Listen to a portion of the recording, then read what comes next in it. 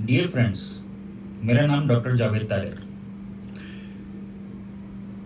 अभी अभी हाल फिलहाल में हमने एक न्यूज़ सुनी और वो न्यूज़ ये थी कि एक फेमस एक्ट्रेस मिसेस शेफाली, उनकी मृत्यु हो गई हार्ट अटैक से, या यूं कहिए कार्डियक अरेस्ट हुआ। और जैसे ही ये न्यूज़ सबको पता चली, चाहे सोशल मीडिया हो या कोई भी जगह हो, एक सवाल खड़ा होने लगा कोविड वैक्सीन पर। जब भी कोई ऐसी न्यूज़ आती है, अचानक से कोविड वैक्सीन जो है वो एक शक के दायरे में आ जाती है और सब लोग चिल्लाने लगते हैं, जी COVID vaccine, COVID vaccine. And कुछ लोग तो सारा ब्लेम उस कोविड वैक्सीन के ऊपर डाल ही देते हैं। लेकिन हम ये जो एक हमारे दिमाग के ऊपर एक ये कोविड वैक्सीन का बन गया है कि ये रिलेटेड है कार्डियक अरेस्ट से या हार्ट अटैक से रिलेटेड है, हम ये सोचना नहीं चाहते कि क्या कोई और कारण भी हो सकते हैं जिससे कार्डियक अरेस्ट हो सकता है या हार्ट अटैक हो सकता है या हार्ट की प्रॉब्लम हो सकती है। मैं इस बारे में पहले भी कई सारे वीडियो बना चुका हूं और मैं पहले भी एक आपको इसके बारे में तवज्जो दिला चुका हूं कि हम usually day to day life में या रोजमर्रा की जो जिंदगी है उसमें क्या कर रहे हैं शायद उस पर ध्यान नहीं देते और हम सीधा एक ब्लेम डाल देते हैं कि नहीं जी, ये ऐसा करती है तो इसी से हुआ होगा। पहले भी मैंने आपको बताया है कि आजकल हमारे सोसाइटी में ट्रेंड है जिम्नेजियम का, एक्सरसाइज करने का, बॉडी बनाने का, वजन घटाने का।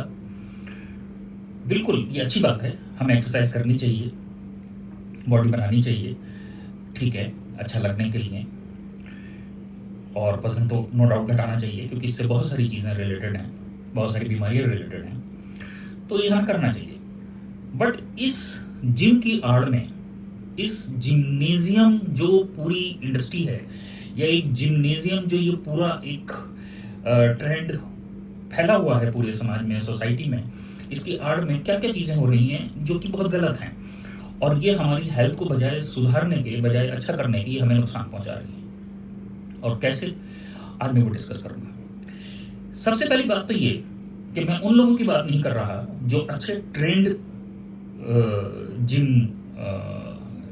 जिम्नेजियम को चलाने वाले लोग हैं, अच्छे ट्रेनर हैं जो बहुत ही नॉलेजेबल हैं और जिनके पास लाइसेंस हैं और जो बहुत दिनों से ये काम करते चले जा रहे हैं। ये मैं उन कुछ लोगों की बात कर रहा हूँ जो खराब प्रैक्टिस करते हैं, जो खराब इंस्ट्रक्शन देते हैं और जिन्हें नॉलेज नहीं है और वो सब डॉक्टर बने बैठे हैं, सब ये समझते हैं कि उन्हें सब कुछ आता है और वो अपने उन क्लाइंट्स को जो उनके यहाँ जिम में आते हैं उन्हें गलत गलत इंस्ट्रक्शन दे रहे हैं, उन्हें गलत गलत चीज़ें जो है वो पढ़ा रहे हैं, बता रहे हैं या समझा रहे हैं और या दवाइयाँ दे रहे हैं, जिसकी वजह से बहुत ज़्यादा हेल्थ रिस्क जो है वो आकर हमारी सोसाइटी में खड़े हो गए हैं।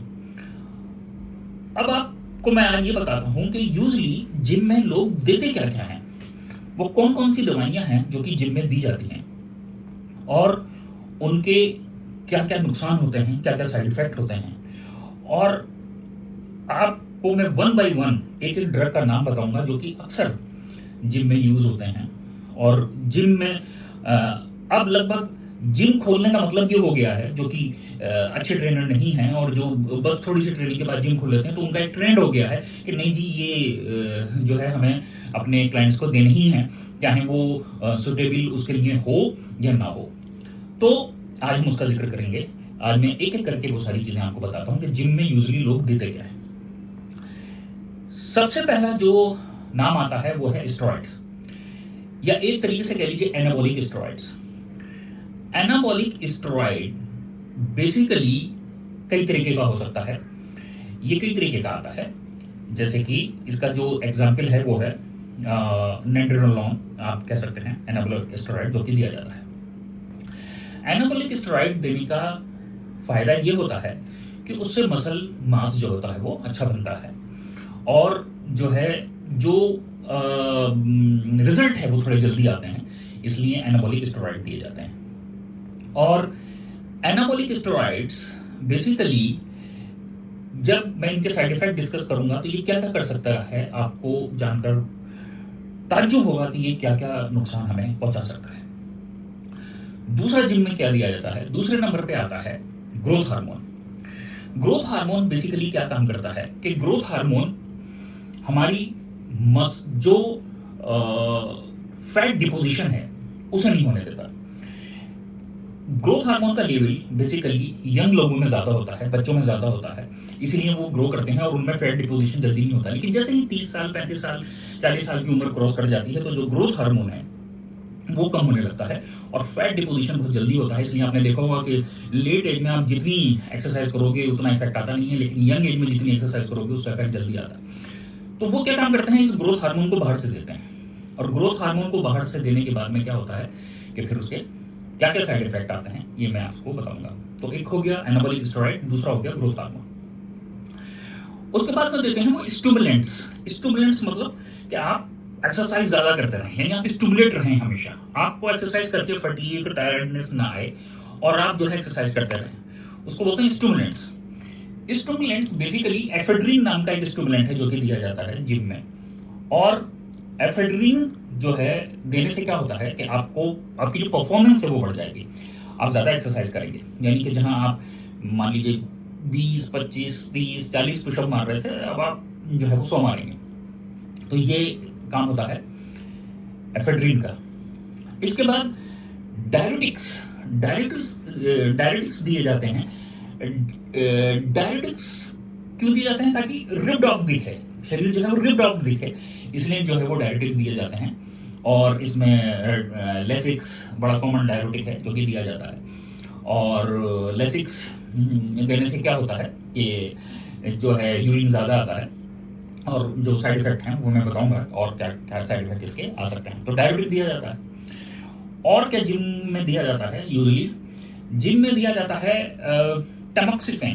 टमोक्सिफेन क्यों दिया जाता है, एक्चुअली जब आप एनाबॉलिक स्टेरॉइड देते हो जो कि मैंने ऊपर बताया तो गायनिकोमेस्टिया हो जाता है, यानी कि ब्रेस्ट जो है मेल्स में वो एनलार्ज हो जाता है, जिसकी वजह से क्या होता है कि उसको एनलार्जमेंट को कम करने के लिए जो है वो हम जिम्नेजियम में देखते हैं कि लोग जो है वो टमोक्सिफेन का यूज करते हैं या प्रिस्क्राइब करते हैं उसको काउंटर करने के लिए। उसके बाद ह्यूमन कॉर्नियोनिक गोनाडोट्रोपिन एचसीजी जिसको बोलते हैं, ये दिया जाता है। ये काम करता है एचसीजी बेसिकली क्या काम करता है कि ये टेस्टोस्टेरोन को स्टिमुलेट करवाता है, मतलब टेस्टोस्टेरोन रिलीज का स्टिमुलेशन करवाता है। और इससे क्या होता है, इससे क्या होगा कि फिर वो टेस्टोस्टेरोन जब ज्यादा आएगा तो जाहिर सी बात है कि मसल मास ज्यादा आएगा। और अगर मसल मास ज्यादा आएगा तो फिर जाहिर सी बात है कि जो हमारा अपना अगर टेस्टोस्टेरोन बढ़ेगा तो ज्यादा अच्छा मसल मास हमें देगा। तो ये बेसिकली दिया जाता है। इसके अलावा और भी चीजें दी जाती हैं, जैसे कि थायरोक्सिन, थायराइड हार्मोन दिया जाता है। यानी कि आप थायराइड को सप्रेस कर दो, तो थायराइड को सप्रेस करने से क्या होता है कि वेट गेन नहीं होगा, और वेट गेन नहीं होगा तो जो फैट है जो है वो जल्दी बर्न होगा, यानी कि मेटाबॉलिक एक्टिविटी को आप बढ़ा रहे हो। अगर आप मेटाबॉलिक एक्टिविटी को बढ़ा रहे हो तो इसका मतलब ये है कि जो है वो आप जो भी खाओगे उतना ज़्यादा लगेगा नहीं आपके शरीर को, और इससे क्या होगा कि वेट जो है वो रिड्यूस हो जाएगा। तो देखो आपने कितनी चीज़ें जो है वो जिम में दी जाती हैं। इतनी चीज़ें जिम में देने के बाद अब आप सोचिए इनके क्या क्या साइड इफेक्ट आते होंगे। और ये ना तो कोई प्रिस्क्राइब्ड, ये ना किसी प्रिस्क्रिप्शन पे दिया जाता है किसी डॉक्टर की सलाह के बाद, ना ही ये ऑथराइज हैं देने के लिए, ना ही ये किसी रजिस्टर्ड मेडिकल प्रैक्टिशनर के थ्रू दिया जाता है। तो आप सोचिए कितना हानिकारक, ये कितने नुकसानदायक हो सकते हैं। अब मैं आपको बताता हूं कि इसके साइड इफेक्ट्स क्या क्या हो सकते हैं। यानी कि ये जो हमने लिया है, जो भी जितनी भी चीजें हमने ली हैं, इसके साइड इफेक्ट क्या क्या हो सकते हैं। देखिए सबसे पहले हम बात करते हैं एनाबॉलिक स्टेरॉइड्स। एनाबॉलिक स्टेरॉइड जो हैं वो क्या काम करते हैं। एनाबॉलिक स्टेरॉइड्स नो डाउट जो हैं वो मसल मास को बढ़ाते हैं अच्छे लुक के लिए, मगर उनके साइड इफेक्ट क्या क्या हो सकते हैं। आप एनाबॉलिक वर्ड हटा दीजिए, स्टेरॉइड किस तरीके से नुकसान कर सकता है शरीर को। नंबर 1, आपकी शुगर बढ़ा सकता है। नंबर 2, आपका ब्लड प्रेशर बढ़ा सकता है। शुगर और ब्लड प्रेशर बढ़ेगी तो जाहिर सी बात है कि कार्डियक इवेंट्स बढ़ेंगे, हार्ट की प्रॉब्लम्स बढ़ेंगी। उसके बाद में आपके जो है शुगर और ब्लड प्रेशर को बढ़ाने के साथ साथ आपकी बोन्स जो है उसे कमजोर कर सकता है। आपकी हड्डियां जो है बहुत ज्यादा कमजोर हो जाएंगी, आपकी मसल बहुत ज्यादा कमजोर हो जाएंगी। एक हार्ट का इशू जिसे हम कहते हैं कार्डियोमायोपैथी, स्टेरॉइड रिलेटेड कार्डियोमायोपैथी, वो हो जाएगी। पेट में अल्सर्स बन जाएंगे। उसके बाद में फ्रैक्चर्स बहुत ज्यादा कॉमन हो जाएंगे।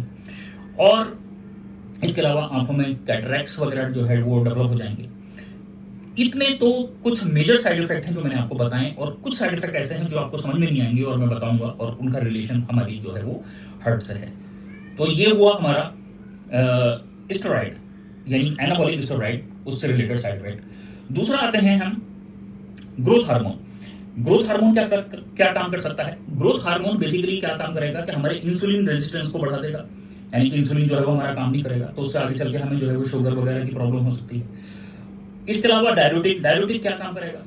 डायरेटिक जो है या जो लेसिक्स वगैरह हैं वो क्या काम करेंगे? हमारे इलेक्ट्रोलाइट इम्बैलेंस कराएंगे। इलेक्ट्रोलाइट इम्बैलेंस क्या होता है कि सोडियम या तो कम हो जाएगा, पोटेशियम कम हो जाएगा, उसके बाद स्टोन्स बनने शुरू हो जाएंगे, और सबसे इंपॉर्टेंट किडनी फेलियर। यानी कि जो डायरेटिक हैं, जैसे डायरेटिक्स हैं जो कि जैसे कि लेसिक्स हुआ या जो है डाइटोर हुआ, जिसे हम फुरोसमाइड और टोरोसमाइड भी कहते हैं, ये बेसिकली क्या काम करते हैं कि किडनी इंजरी कराते हैं। अगर पेशेंट बगैर किसी इंडिकेशन के ले रहा है तो ये किडनी इंजरी करा सकते हैं, इलेक्ट्रोलाइट इम्बैलेंस करा सकते हैं।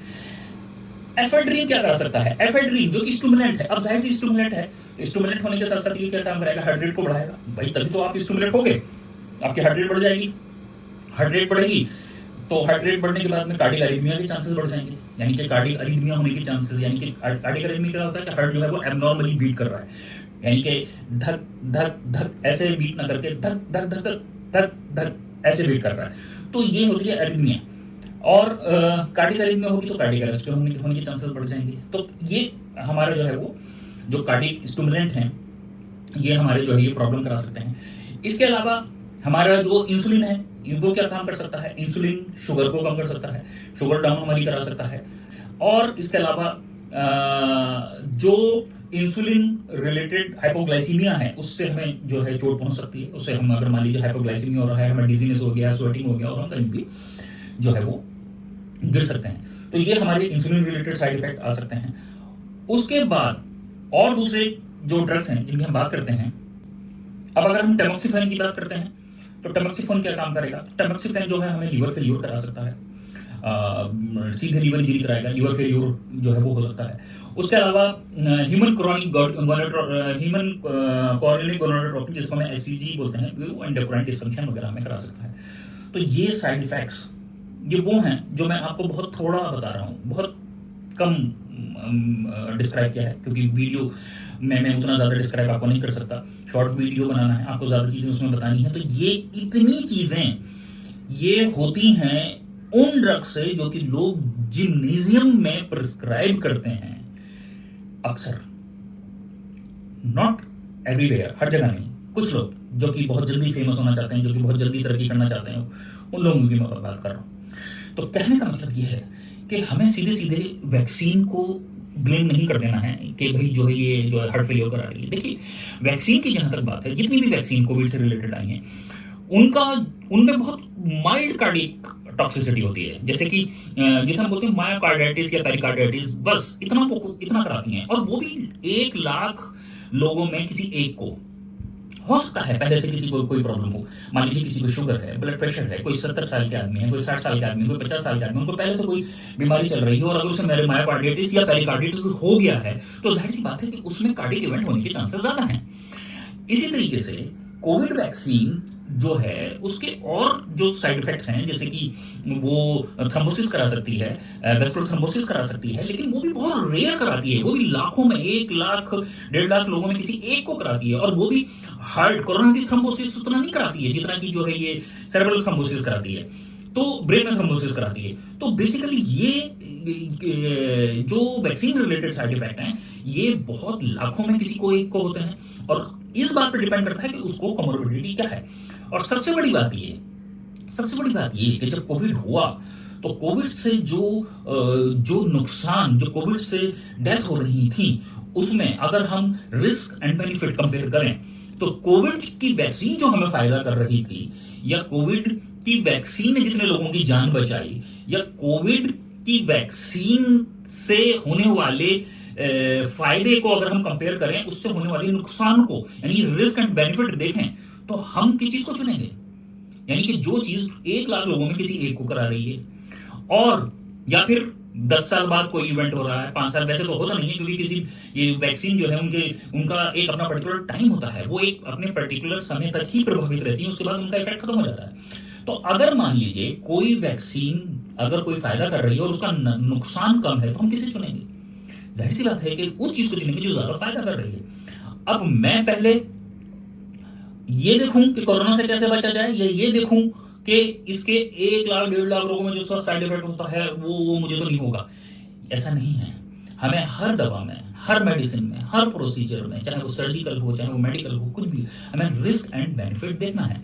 ये बिल्कुल वैसे ही है कि अगर मान लो किसी की किडनी खराब हो रही है और उसकी हार्ट को बचाना जरूरी है, मान लो किसी की किडनी खराब होने वाली है और उसके हार्ट को बचाना जरूरी है, और हार्ट को बचाने के लिए उसकी सर्जरी करनी जरूरी है, लेकिन सर्जरी करने से मरीज डायलिसिस पे आ जाएगा, तो मैं क्या चुनूंगा? किडनी चुनूंगा कि हार्ट चुनूंगा? जाहिर सी बात है हार्ट चुनूंगा, क्योंकि हार्ट ज्यादा इंपॉर्टेंट ऑर्गन है। किडनी तो मैं डायलिसिस कर लूंगा अगर किडनी फेल हो जाएगी, लेकिन हार्ट अटैक आया और उसे नहीं बचा पाए तो उसकी जान चली जाएगी। तो इसी तरीके से हमें रिस्क एंड बेनिफिट देखना होता है कि हमने कहां कौन सी चीज को चुनना है, हमें कौन सी चीज फायदा देगी, उसे हमने ऑप्ट करना होता है और अकॉर्डिंगली प्रोसीड करना होता है।